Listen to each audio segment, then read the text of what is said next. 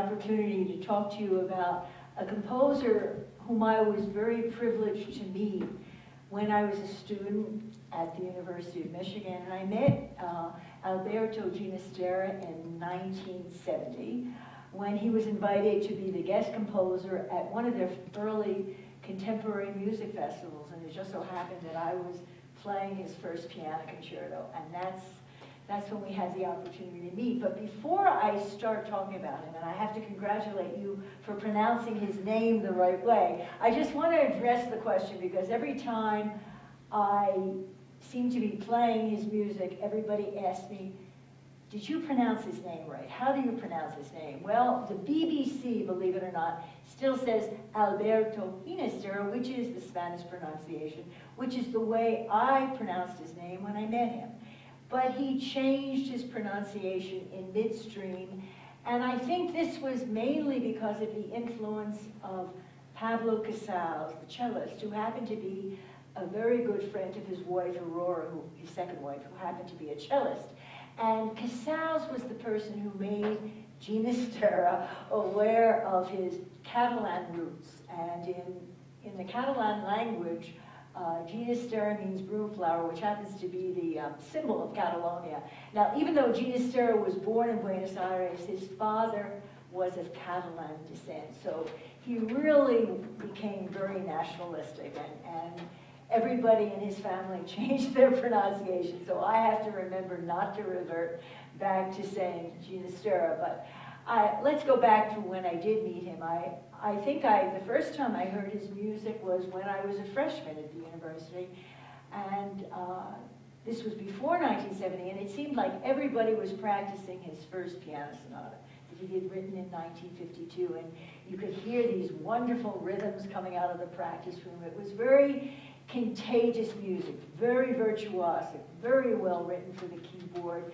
And the way I describe Ginastera's music is that it seems to bypass the brain, to go directly to the heart, and it usually lands in the pit of your stomach, because that's where you really feel it. So I call it gut music, because that's really what reacts. And the wonderful thing about his music is that he makes us feel. And he takes us to another world, and I think it's a magical world. And we used to have a lot of discussions about that, and he said, composers who write music that starts from the brain will never get to the heart. But I start at the heart, and then, of course, it's crafted so you can't analyze it with the brain, but that's the only way to make people feel, and I happen to agree completely with him.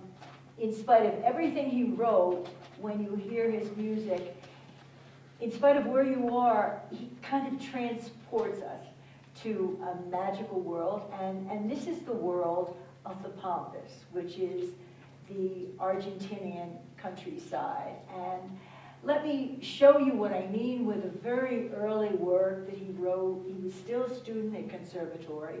He was all of 19 years old, and maybe some of you play his Danzas Argentinas. But the Opus 2, these three dances, I consider three paintings in sound. And what is wonderful about this music is already in these three pieces, you see all the elements that will be carried through to all of his later works. Now, in respect to the musicologists present, I must say that the musicologists have a way of always, labeling periods in a composer's life. And most of them have said that Ginastera has three periods to his life. And they've come up with these very difficult titles that I always have trouble remembering. The first period is the period of objective nationalism, where he used folk music. He really used the authentic folk melodies. Then they said, then there was the period of subjective nationalism, where the folk melodies inspired his music. And then they called the last period the neo-expressionist period. Now, I would say simply, I see one continuum. And we'll talk about that as we progress. But all the seeds of his later piano music are in these three Danzas Argentinas. So you'll hear the sharp accents, the syncopations, those wonderful Latin dance rhythms. It's obvious that this could only have been written by a man of Latin America, as Ginastera loved to call himself. He was very proud of that identity. And of course, he uses a lot the guitar motif. So I'll point this out. You'll hear the open strings of the guitar. It's as if a painter were signing a painting, and you see the signature at the bottom of the canvas. It's as if Ginastera signs every composition of his, because no matter what you look at, you'll find that motive. Sometimes it's prominent or hidden away, but always those open strings of the guitar.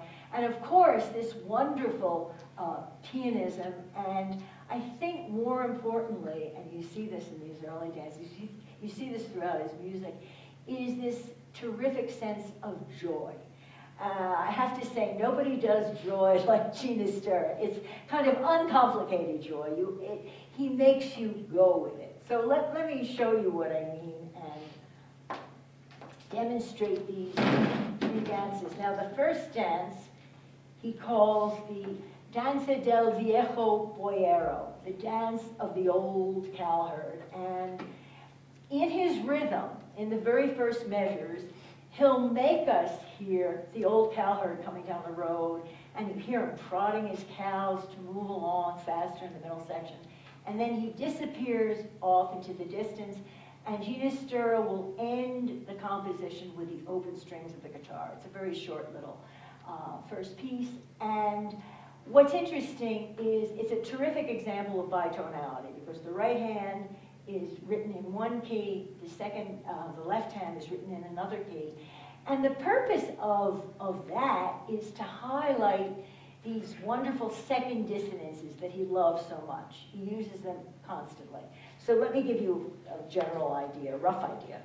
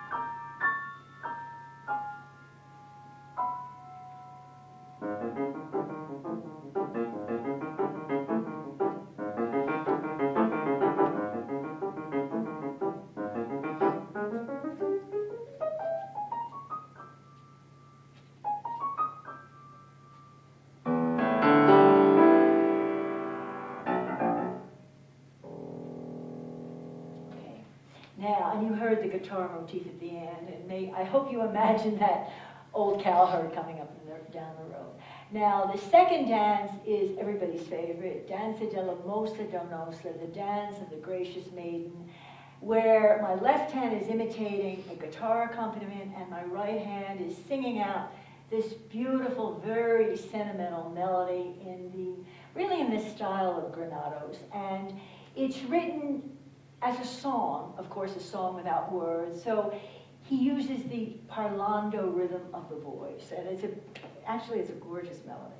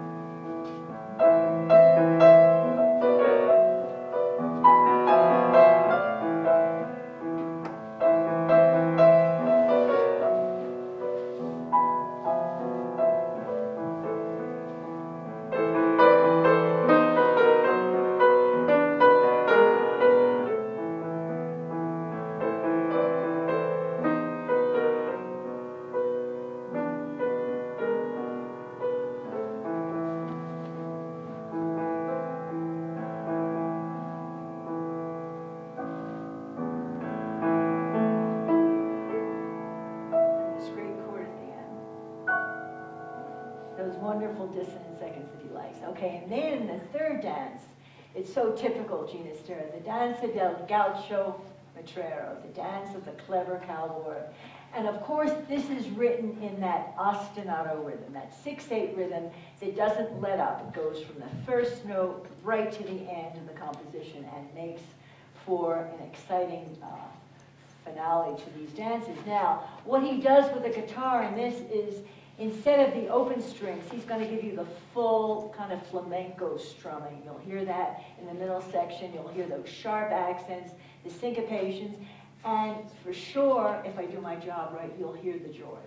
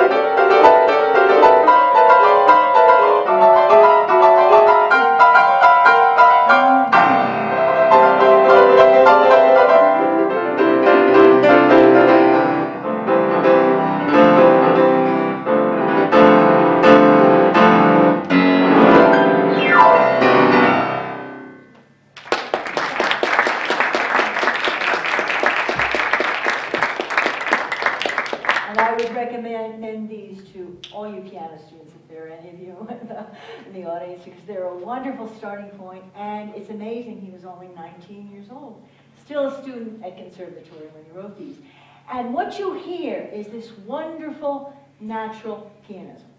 Now, this is the pianism that I think of that most composer-performers had. Liszt had it, of course, Rachmaninoff, Prokofiev, of course, and Ravel. And I remember asking Alberto if he played the First Sonata, because I had occasion to play that for him. And he had a wonderful sense of humor, but it was the kind of straight man sense of humor. And he nodded. And then with a twinkle in his eye, he said, yes, 1 chord per second. So if you know that sonata, you know that that would be very, very adagio. So he had this wonderful talent of being able to write for the piano, but this applied to any instrument. If you listen to his violin concerto, there's this extraordinary cadenza at the beginning where he really stretches the performer. And he used to say, well, that's my job, to really tell them the things that they thought they couldn't do, but they can do. And when he was writing a harp concerto, I remember asking him, did you study the harp? No, but he had this wonderful craft of knowing what worked on every instrument, whether he was writing for a string quartet. And if you listen to his operas, they're amazing the way he expands the power of the human voice. Now, I'd like to just backtrack and give you some biographical information about the man. We're going to be celebrating his 100th anniversary. It's quite amazing to me because I met him in 1970, but April 11th, 2016 will be his 100th anniversary. And he was born in 1916 in a middle-class suburb of Buenos Aires. His parents were not musical. He was the first musician in his family, and he said that when he was a young boy, they gave him a little flute that he played, which really he must have played extremely well because it gained him admittance to the conservatory. But I think the fact that he wasn't a prodigy also contributed to the way this man worked. He was a very slow and methodical worker, which I have to translate that into the fact was that he was always late with commissions. I mean, even upon his death, there was the last work he wrote, the Popol Vuh, went unfinished. There was a commission from Eugene Normandy. Only 6 of the 8 movements were finished. But his way of working, he used to say, when we had these frequent conversations when I would visit him in Geneva, he would say, I don't understand these young composers who can write a sonata in 2 or 3 days. He said, it takes me that long to orchestrate just a few measures. And so this way of working also resulted in a tremendous craftsmanship of the composer. He was a wonderful craftsman in terms of color possibilities and lyrical possibilities. And of course, this is a composer who uses repetition so much. And I'd like to go back to an early work of his and show you what I mean. But before I get there, let me just add some of his influences. I just looked over at Luke, and he reminded me of Stravinsky because we just had this conversation about a former professor in Stravinsky. When Ginastera was talking to me about his influences growing up, he was saying, I remember the first time I heard the Rite of Spring, and he said, I was floored. And of course, his Opus 1, the Panem B, was all the Rite of Spring. So, but another wonderful influence for Ginastera was the composer Bela Bartok. In fact, he spoke to me so often about the first time he heard Bartok's signature piece, the Allegro Barbaro.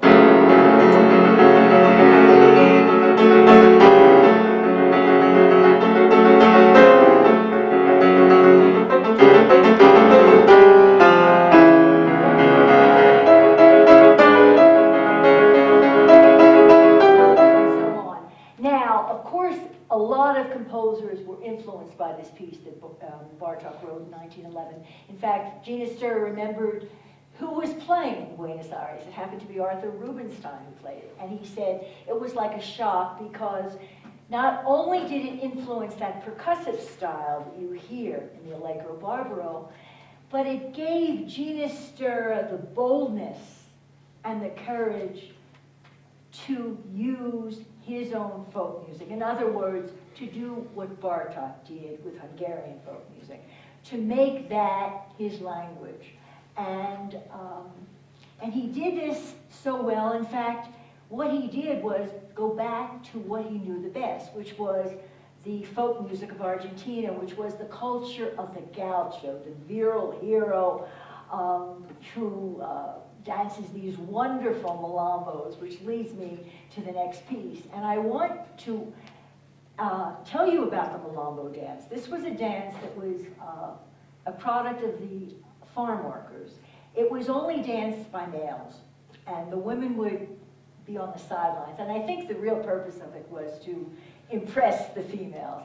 But it was the kind of dance where one man would start and he would show off all that he could do, And the whole idea was, anything you can do, I can do better. So then the next man would get up there and try and outdo him. And this would go on, and they said that this would go on sometimes for several hours during the evening and into the morning, where one guy just wouldn't give up, But this malambo that I'm going to play for you and demonstrate is a very short malambo. But it's all based on repetition. It's all based on this 6/8 ostinato. And repetition is a good thing and a bad thing. And I think in Ginastera's music, repetition is what creates, of course, the excitement, that constant hypnotic effect of the same rhythm. And which is really what gives lots of pianists success when they play his music, even if it's not played very well. But you get that kind of excitement, what I call that visceral energy.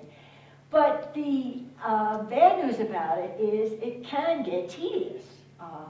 And this is the responsibility of the performer to really analyze what the composer is doing and how to bring out as much contrast as possible, how to bring out the structure to make it much more interesting. So let me just demonstrate a little with the malambo. And this was written after, of course, the Danzas Argentinas in the 40s when he was still in this folk music period. So it opens with a wonderful introduction, which is a great demonstration of showing you the guitar motif. Now, I play the extended introduction, but some pianists, I think the way the music is published now, the introduction isn't as long as the original score, but it opens like this. There you have your open strings.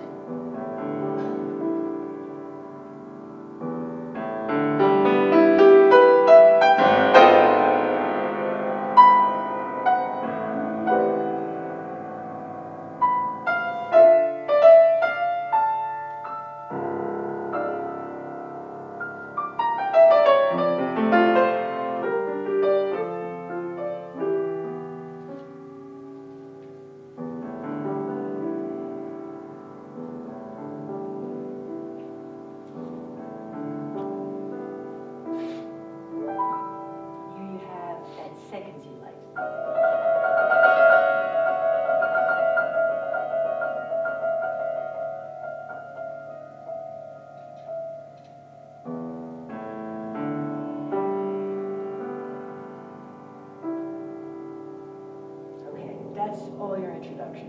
Then he gives you the malambo theme, and it's a theme of 3 notes.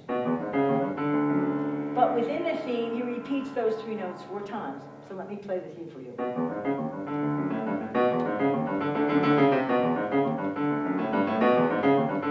So already you have it repeated 4 times. Okay, then what he'll do is then repeat it another 5 times. So,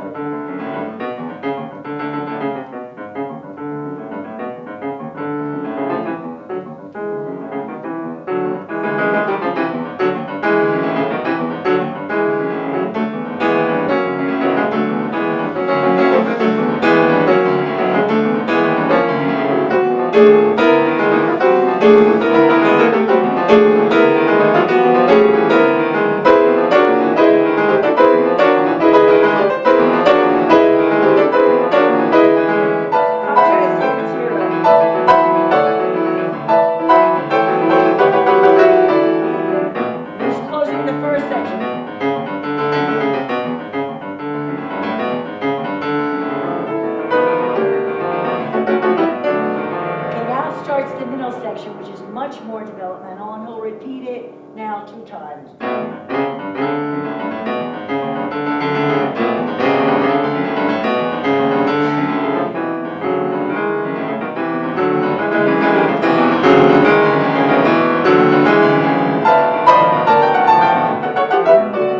He starts to develop it.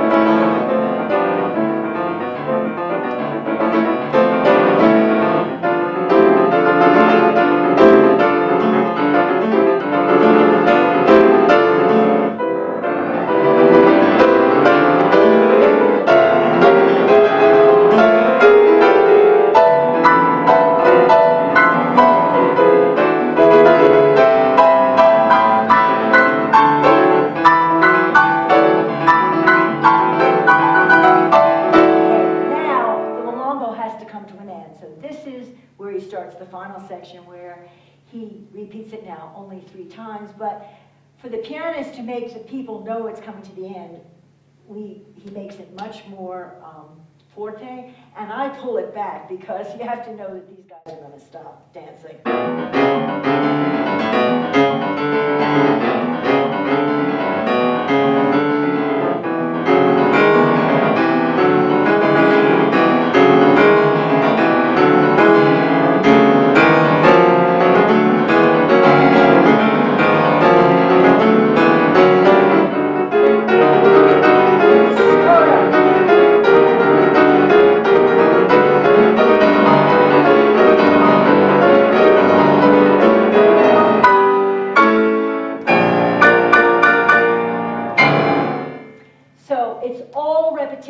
But this is what I mean about it's the performer's responsibility to shape the repetition, or else it just becomes a metronomic exercise. And that really won't allow the music to be magical and really to soar. Now, are there any questions before we proceed? Yes?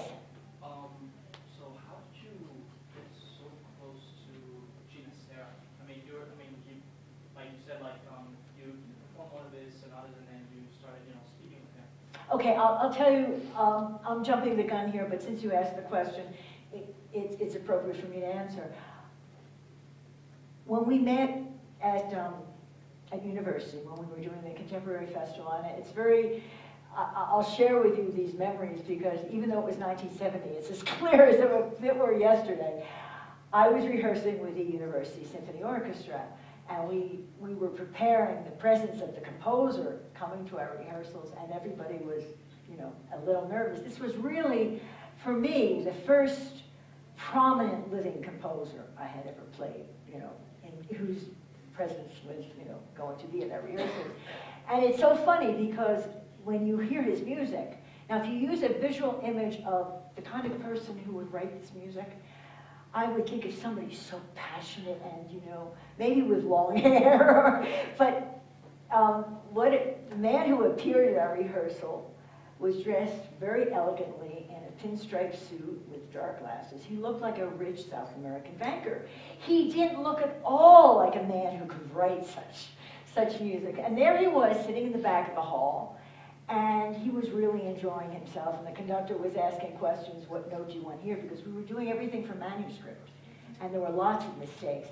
And what was interesting was he didn't have a clue because he was already on to the next composition.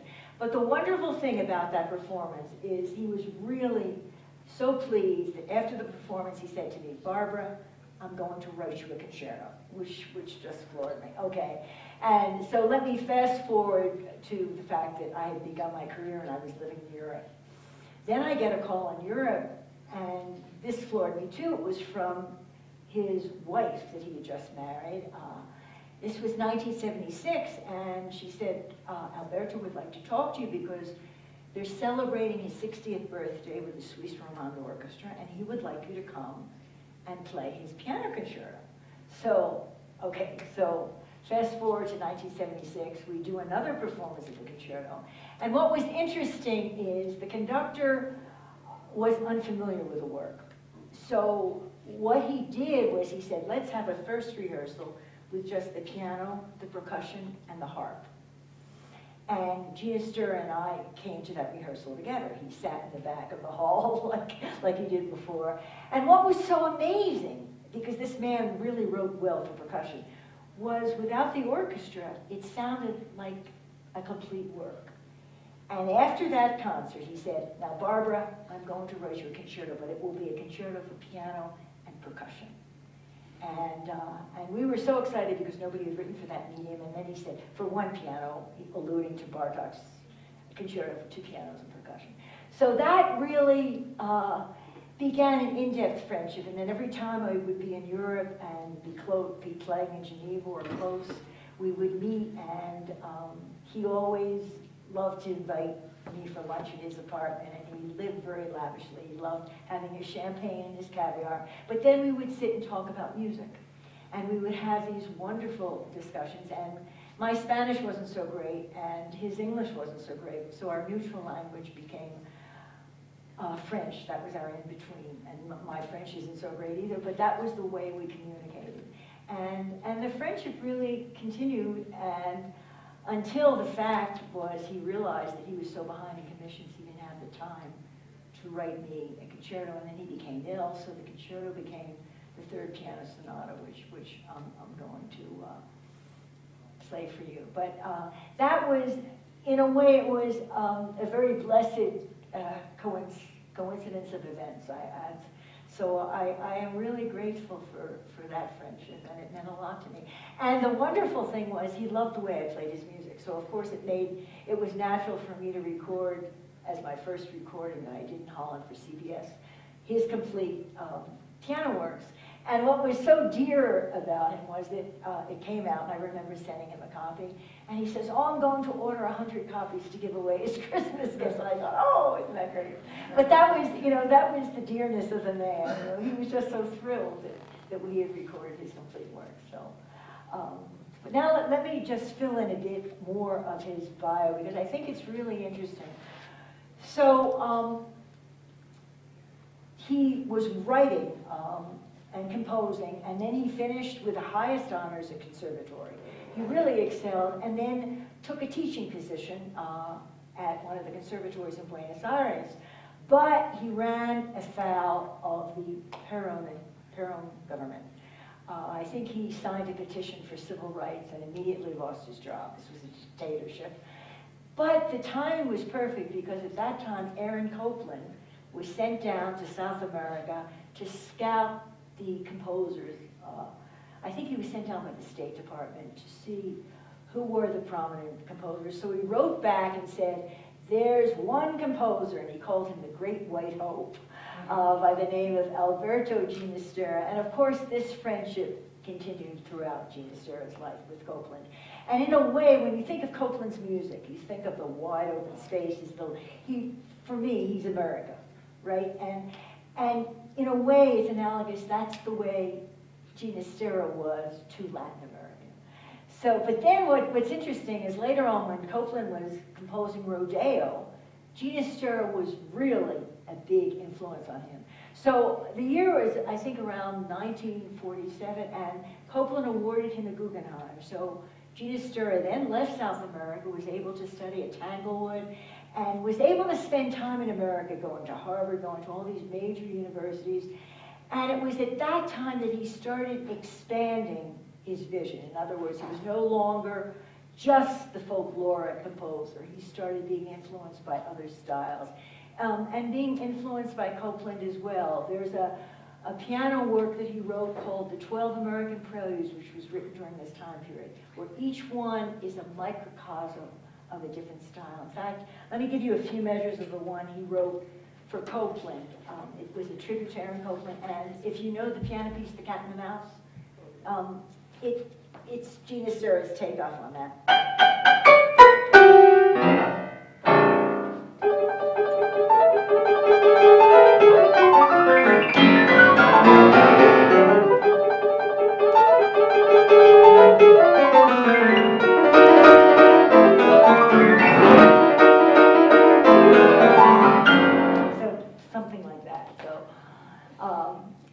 And then he came back to Buenos Aires. By this time, he was married with a family. He had 2 children, and he became a dean of the university. And there's a wonderful piece he wrote for his children called a rondo on nursery rhymes. I'll just give you a bit of it. This piece always reminds me of Bela Bartok's rondo.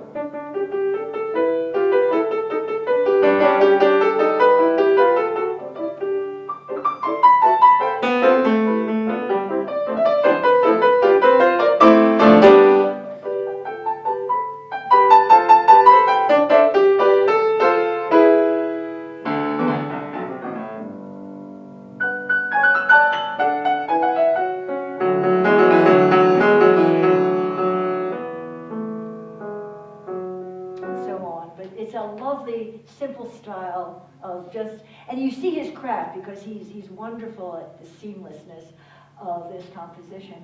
And then, once again, he ran afoul of the Peronist government.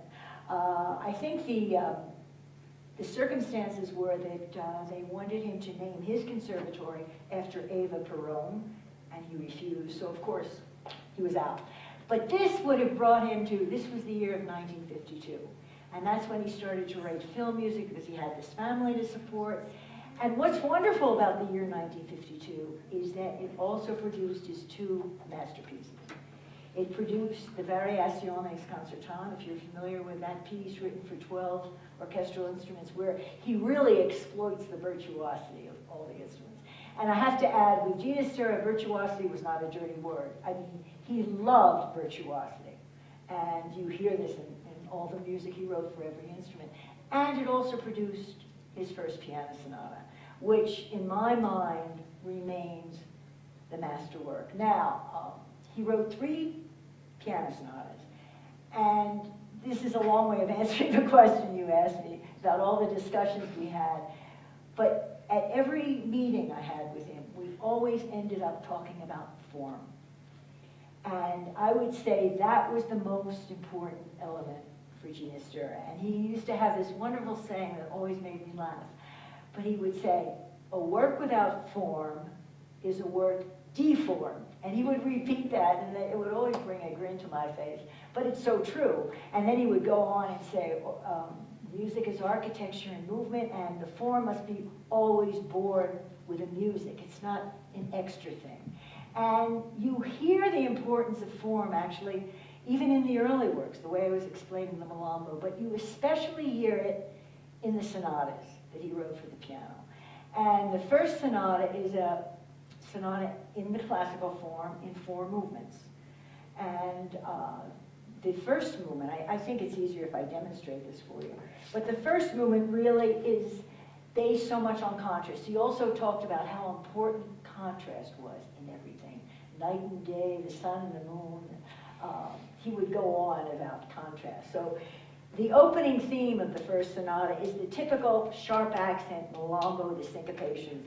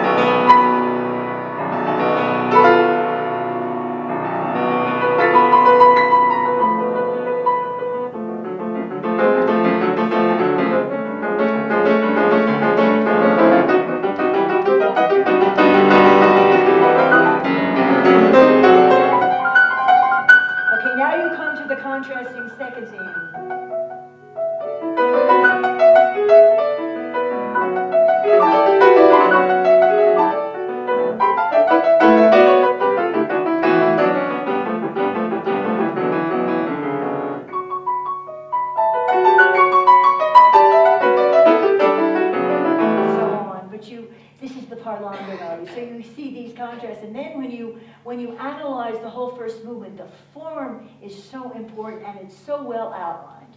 And then the second movement, which is my favorite movement, is called Presto Misterioso. He was a master of color, even on the piano. And what he's doing by using unisons is creating this wonderful, eerie atmosphere. I call it, it's similar to me to the last movement of the Chopin B-flat minor sonata with the ghosts walking on the graves. But of course, even within this composition, you'll still hear those guitars coming in. In fact, when I played this piece for him, I was ready to go off to England to make my concert debut there. And he only wrote 2 words in my score. And it was in this movement where he wrote the word, como guitarra. The imitation of the guitar was so important to him. So let me give you an idea of this wonderful atmosphere.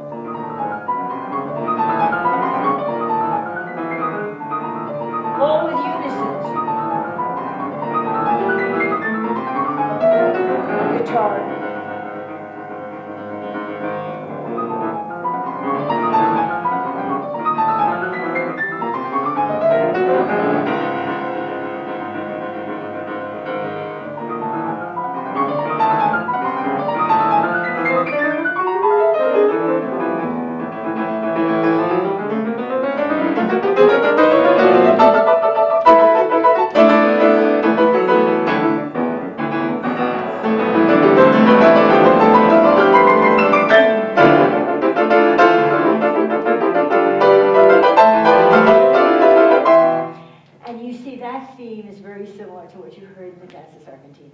I have to tell you, Ginastera was a great recycler.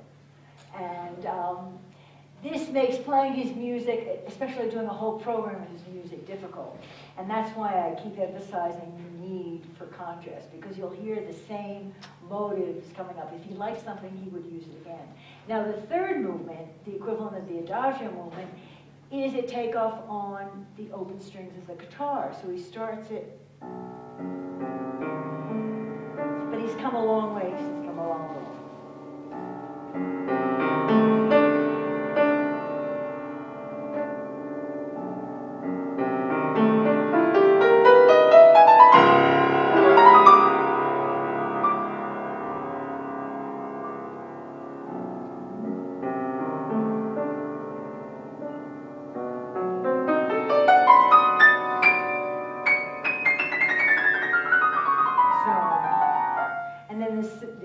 Section is a beautiful recitative, and then he comes back to that. And then, of course, he ends with a wonderful, again, malombo.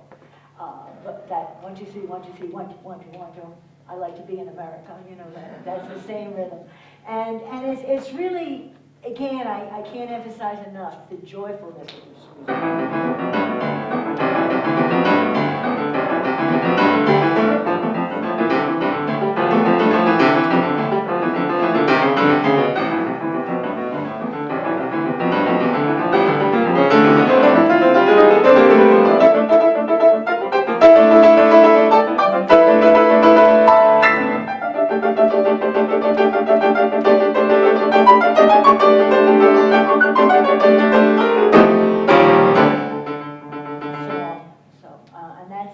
That's the First Sonata. What's very interesting is that he waited 32 years to write his second sonata. And he said, of course he wrote two concertos in between, but he said the reason he waited so long, and it reminds me of the guy who happens to have the luck to write a best-selling novel as his first novel, and then he's got writer's block afterward when he has to produce the second novel. And that's what Ginastera said. He said, the success of the First Sonata kept me from writing a second. And it wasn't until 1982 that he produced a second sonata, which is also in this same classical mold. But this time, instead of using the being inspired by the folk music of the Pampas, he goes to the northern part of the country with and emphasizes the Indian music of the Aymara and Quechuan origin. And so the language is very similar. It's a bit more complex. So the chords, the cluster chords are much thicker. The rhythms are even a bit more Bartokian, I think. And you hear a different harmonic language. So let me just give you the first theme, and I want to play that second Indian theme for you. So this is how the second sonata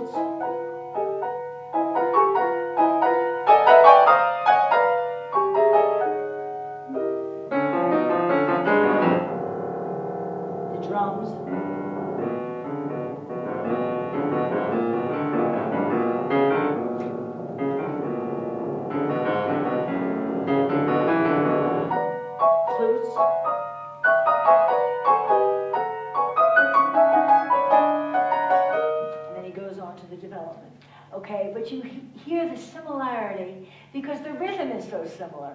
So you hear, in a way, he's dressed up and made more sophisticated the first sonata language. Now, I think the highlight of this sonata, and that's why it's really worth playing, is the second movement. Now, some of you last night might have heard me do the night sounds from the Bartók Out of Doors, which starts like this. Let me just give you the opening measures.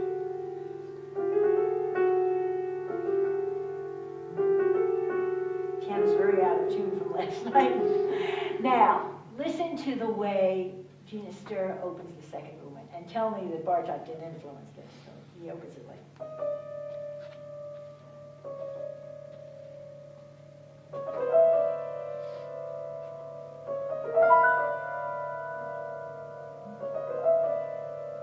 Okay, and then what he does is, and it's written in this score, he gives you a Hawari, which is an Indian love song, which really is depicting the loneliness of the Andean plains.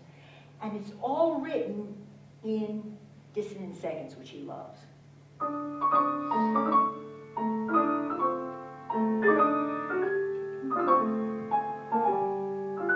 Now listen to what it would be if he wrote it like it's so much better when he writes it like this.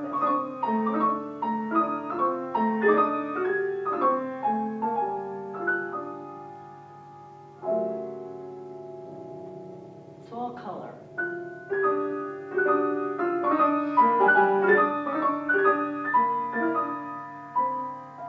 So this is Ginastera's version of the Out of Doors, I think. And then he ends the first section with this funny, what do you call it, Twilight Zone theme. I always think of that. But of course it's those dissonant seconds again. Okay, now, the middle section is really extraordinary because if any of you are familiar with Bartók's Second Piano Concerto, the middle section has all this wonderful 16th note writing. This is what Ginastera writes.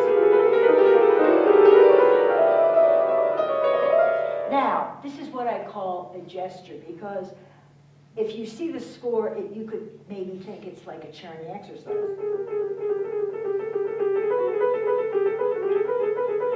That's not what he wants. He wants it to sound like the wind.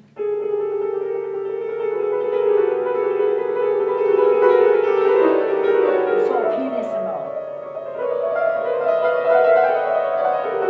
And so on. And then he goes back to the Hawari. And then, of course, the third movement finishes again with kind of an ostinato, and he writes allegramente. He wants it really joyful, and it's a carnavalito rhythm, so it starts like this. And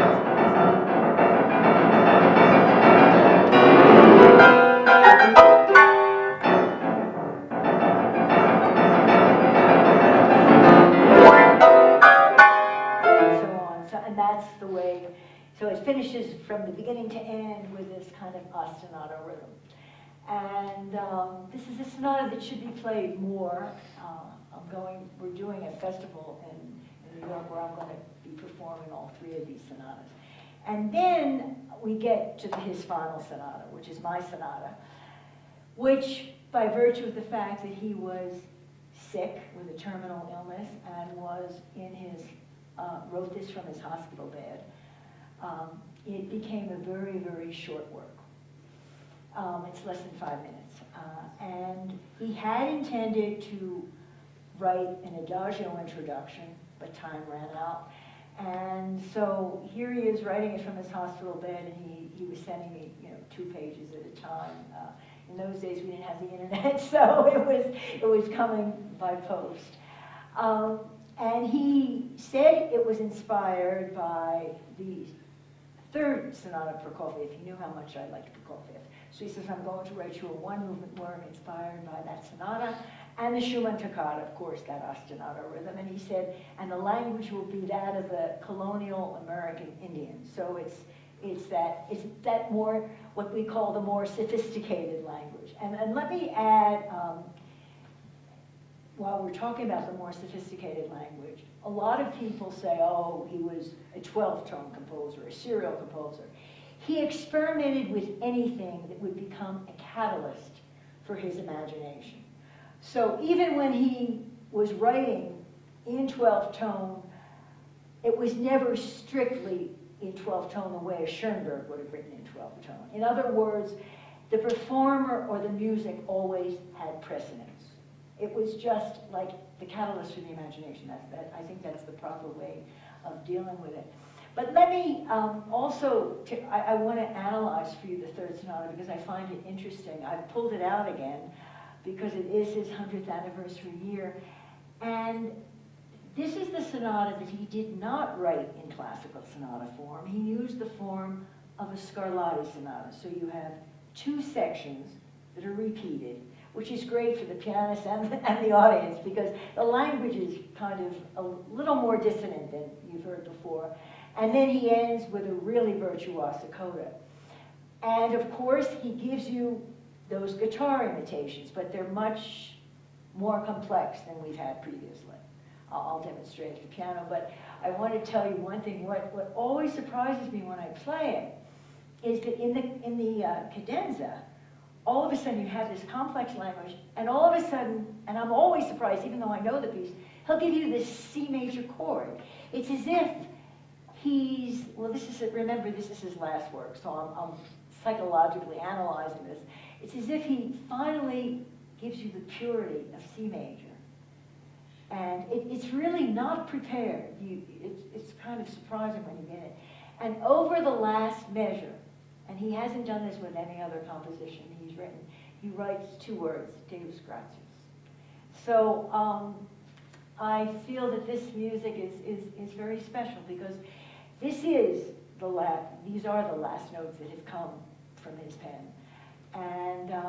And in retrospect, I guess if I were analyzing why he wrote it as a Scarlatti sonata form, I would say it probably was a pragmatic solution because he knew that he didn't have that much time.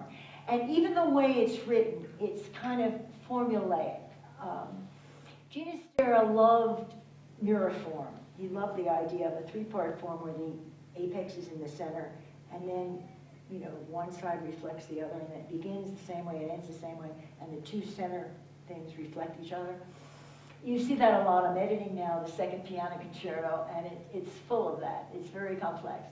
But he's done a similar mathematical formula, and I think this was because it helped him to write this way. So let me just walk you through a little of the Third Sonata because I find it's very interesting what he did. So this is the way it opens. It opens with the E. I would say that would be the tonal center of the opening, and it ends in C. So you have that wonderful third relationship. And then he'll give you the motive.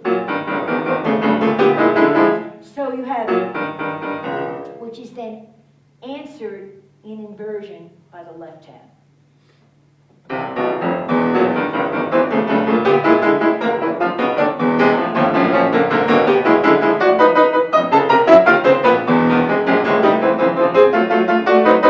Now what's so interesting is he'll give that motive the first time, he'll state it 3 times. And of course, the right hand is an inversion. The left hand is an inversion of the right. Second time, he'll state it 4 times. The third time, he'll state it 5 times. So that's in the first section. Then in the second section, he'll give you that motive, but this time, it'll be the left hand that starts it, and the right hand will be an inversion. And instead of starting with 3 times, and I don't think this is an accident, he'll start it with 5 times, then go to 4 times, then go to 3 times. So this is what I call his mathematical formula, but in a way, it was a way for him to organize the work, give it structure, and then you'll hear these wonderful guitar.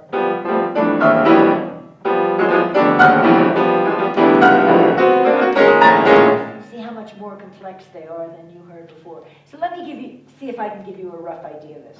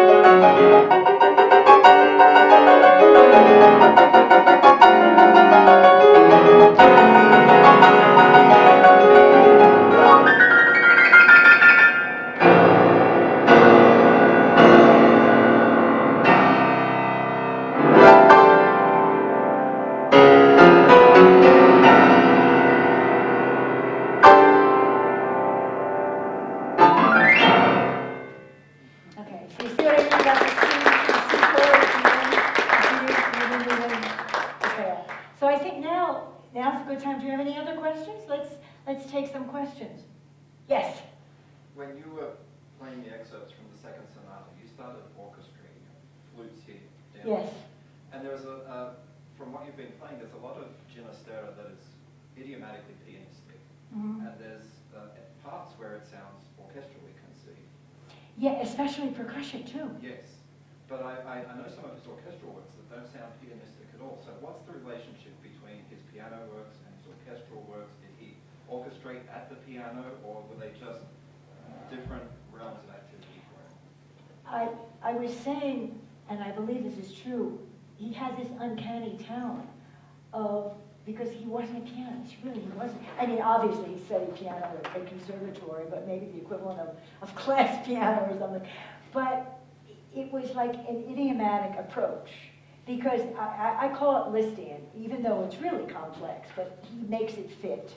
I don't think the pianism enters at all into his color sense. You know, I don't think, I think more his color sense enters into the pianism. I think he just has that wonderful way of knowing. I mean, the way he writes for percussion, for example. I've never heard anybody write with that kind of an imagination. When you hear the beginning of the Popol Vuh, the whole idea is it's the creation of the world according to Mayan text. You're probably familiar with that word. He creates the sounds of a rainforest in the jungle. He really makes you hear that with his orchestration. And it's quite extra. That's why I'm saying that ability to lift you out of our world into another world, which I think is wonderful, especially considering the world we live in. But he had that. To the best of my knowledge, he never sat down at the piano and orchestrated. But that's why it took him so long. I think this way of. I don't know if I answered your question, but no, you did. Last year I was in a choir that sang the end of his Psalm 150, which is an early piece.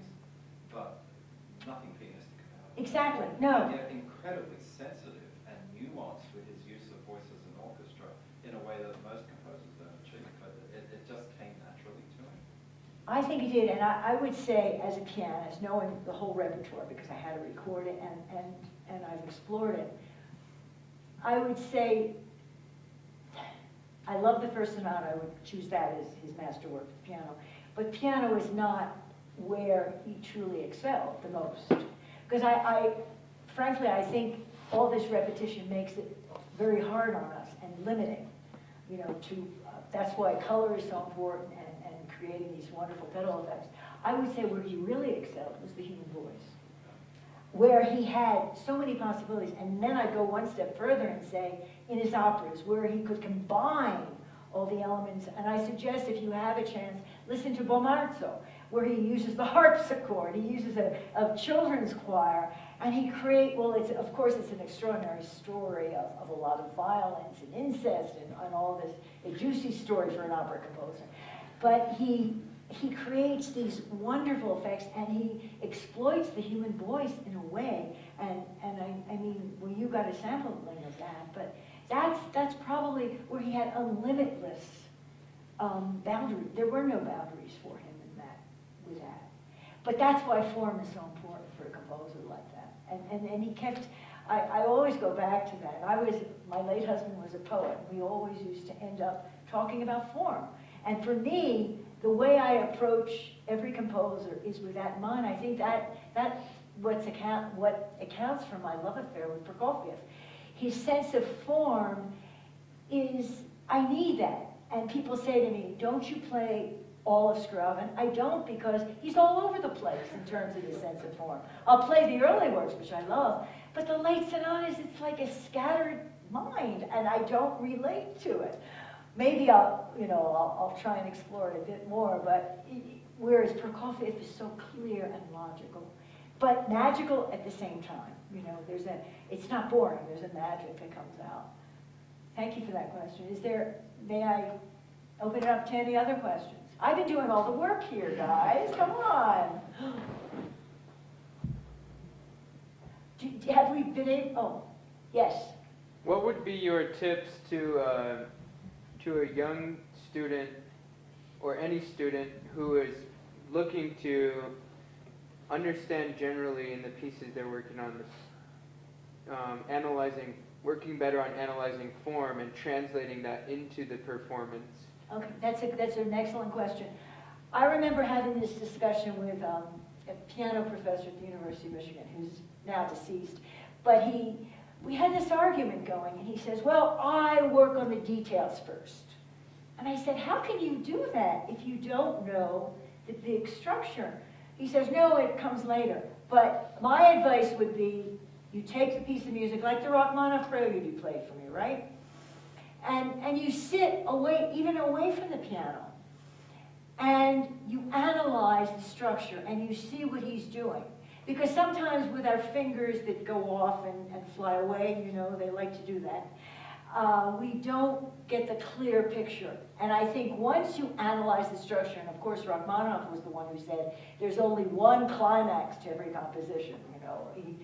And when you analyze that, then when you start learning a composition, it will make more sense. In other words, you're approaching the composition not like a pianist, but as a composer. You're trying to understand his craft.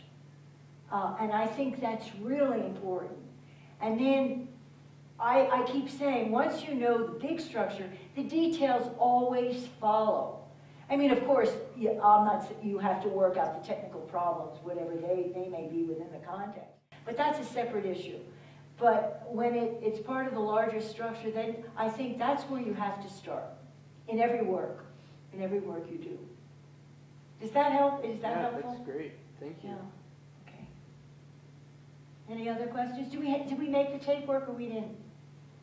I think they have it on the screen. Okay, I have to tell you this. I've been working on this DVD about Liston, and it's part of a series. It's going to be the first one in a series, but I have to do one about Ginastera because I knew the composer, and it seems right to, you know, as a teaching tool.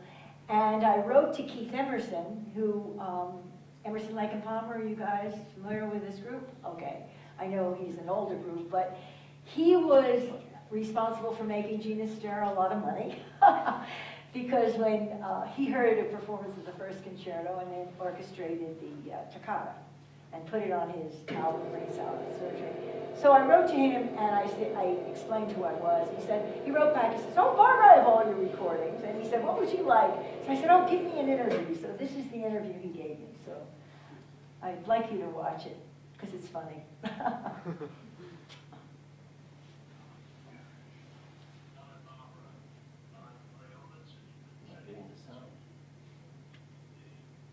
It's faint. It's only coming out of this. Can you hear it? Can't hear it. Well,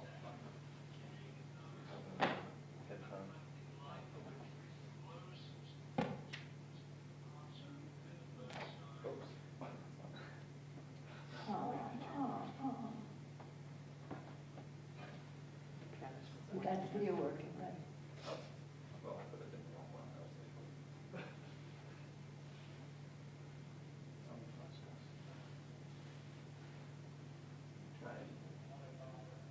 Let's try it again. Well, can you start it from the beginning? The last movement. Okay, now we got it, Richard. Great. Hello, Barbara. I'm very honoured to contribute to your DVD. I think it was the last movement of Alberto Ginastera's first piano concerto. And I was completely staggered. I didn't really know, I didn't know anything like it. I think the closest it came to was parts of Leonard Bernstein's West Side Story. I absolutely had no idea. And, but I found the music for it when I got back to London. And I was then with, you know, forming ELP. And Carl Palmer had great aspirations to further his drumming techniques, and he thought that was very, very challenging, was the Ginastera piece.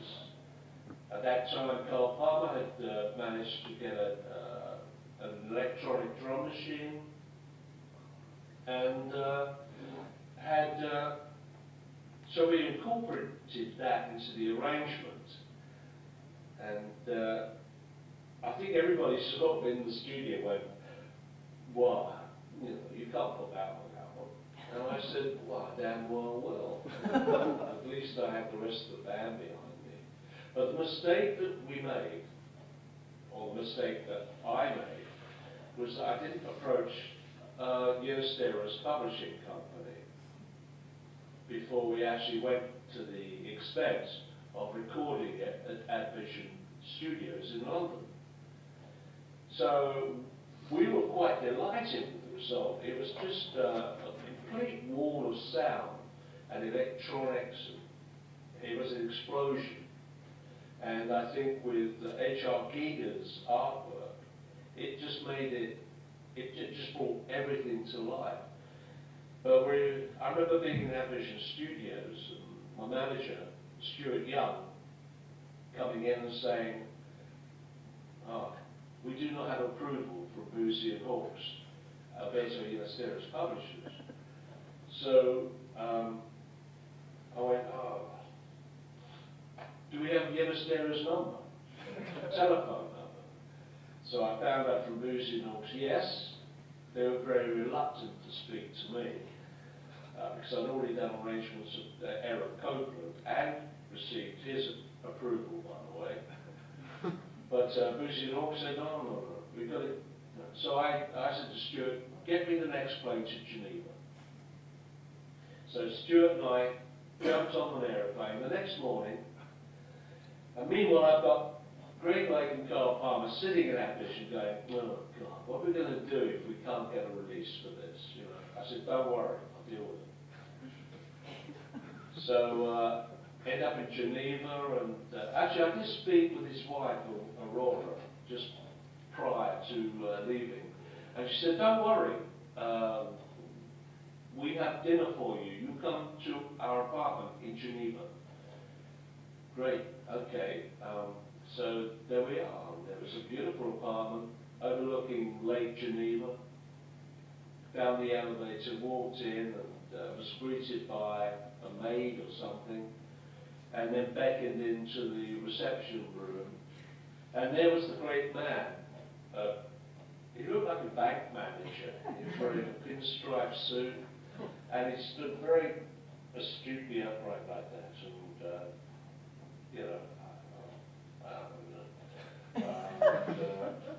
So without further ado, it was like, "Would you care to dine?" "Yes, fine."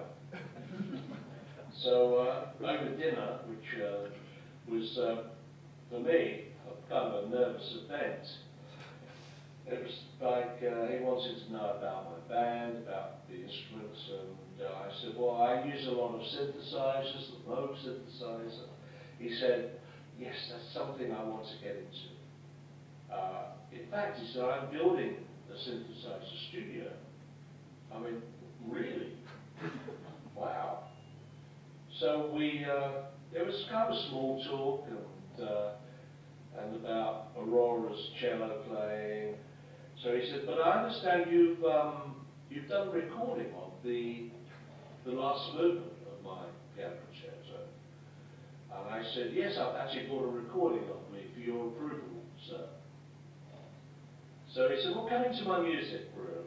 And back in those days, which was the 70s, it was a reel-to-reel thing. So he had a Revox machine, stuck the reel-to-reel on, and ran it through. But Alberto paused it, stopped it. And I thought, "Oh dear, this is bad news." And he rewound it. He wanted to check something again. I think, then I realised that half of the stereo wasn't working. He had to get the full stereo. It was only working in mono. So feverishly I got up and with his Revox, started arranging plugs, and then, now we got left and right. Now it should be okay. So actually at that point he ran it again right from the top, and I looked out the window to Geneva and all the trees playing. Going, oh God, that's it. It's this kind of blow. And then at the end of it all, he just dropped his arms down, he looked at me and he said, diabolic. Which for me, I thought was diabolical. It's like, but as it came to my attention, it was formidably, as they say in France, I suppose, terrible, God, that's terrible, man, but it's in a good way. And so I looked across at my manager, Stuart Young, and I said, he gave me the thumbs up. He said, that's good, don't worry about it. I thought it was diabolical. But diabolic is like exactly how ELP's arrangement of Alberto Ginastera's last movement of his piano concerto comes across. It is diabolic. So I was so delighted, I said to the great maestro, I said, would you mind writing something about this so I can use it on the liner notes of the album Brain Salad Surgery? And he did indeed do that, and I was able to contact Boozy and Hobbs, and everything went ahead, and it just really made possibly ELP's album of decades to come. It really is great. So, anyway, thank you, Alberto. We miss you, and Aurora, bless you. Your music will go on forever. Right? So, are there any more questions? Yes.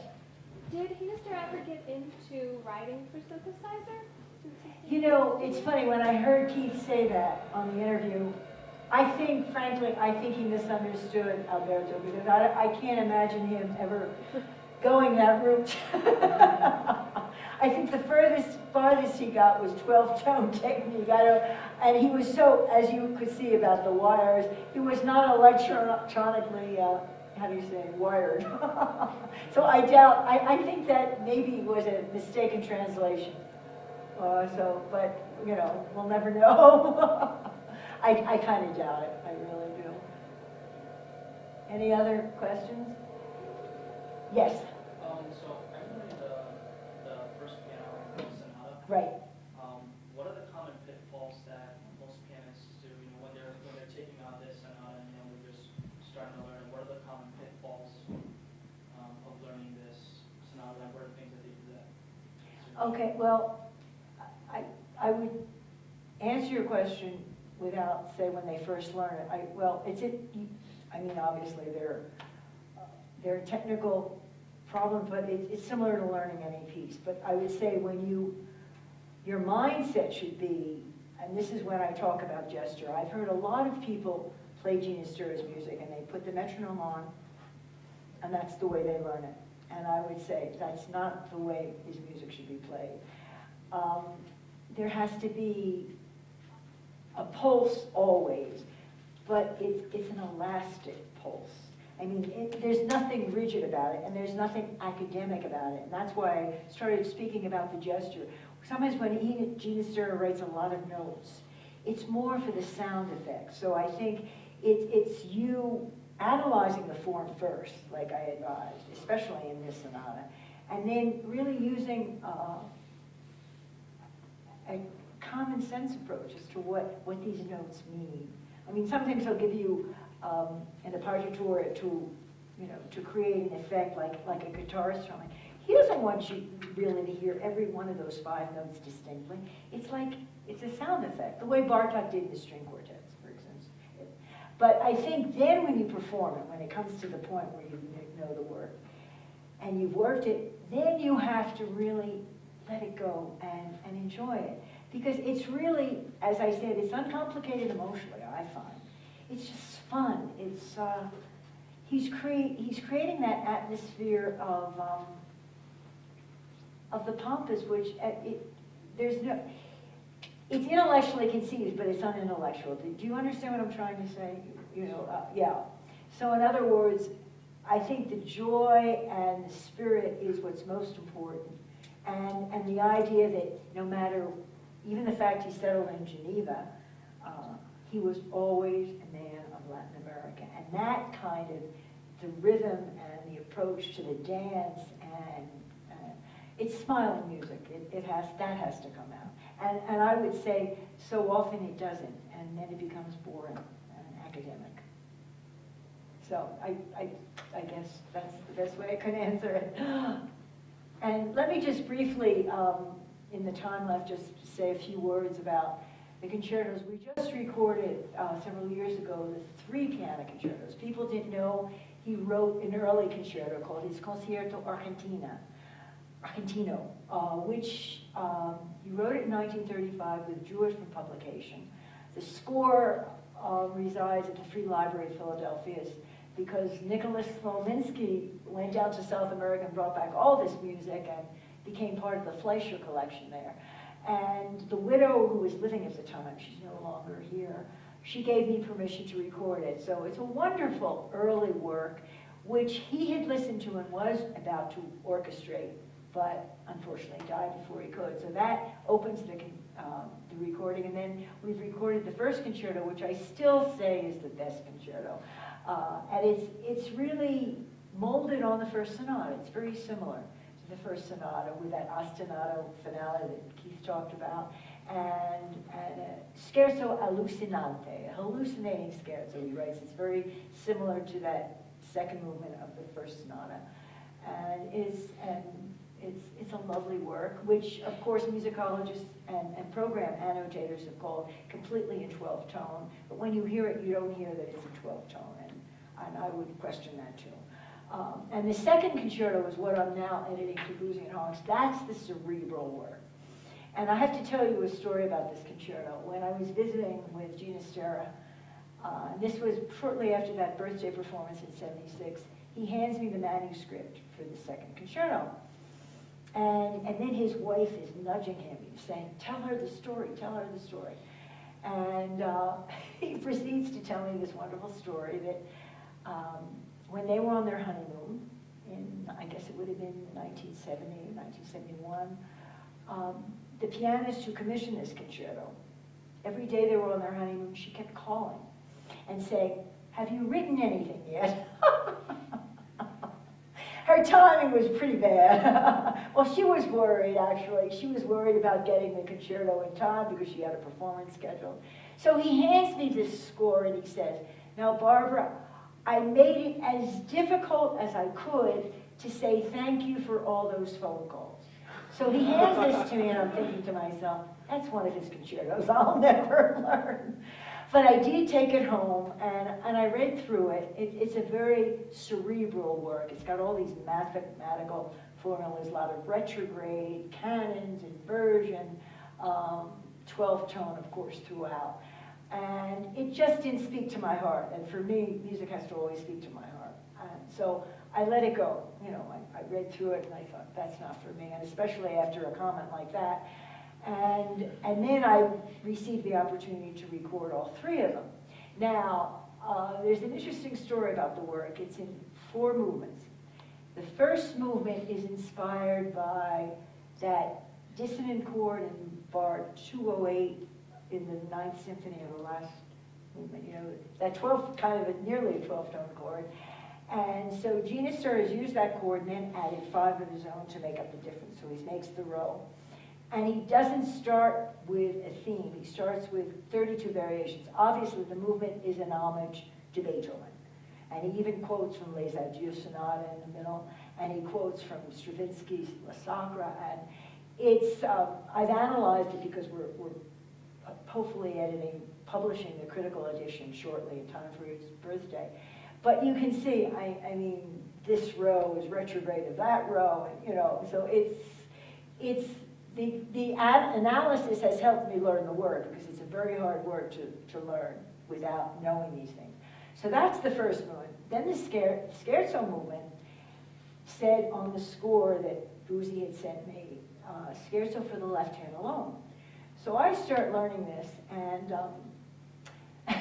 it caused a lot of visits to my osteopath because everything was in the top register. So there I am, going like this, and I remember going to my doctor, and he says, obviously you're learning a different composer, because I kept, you know, I was building up these muscles.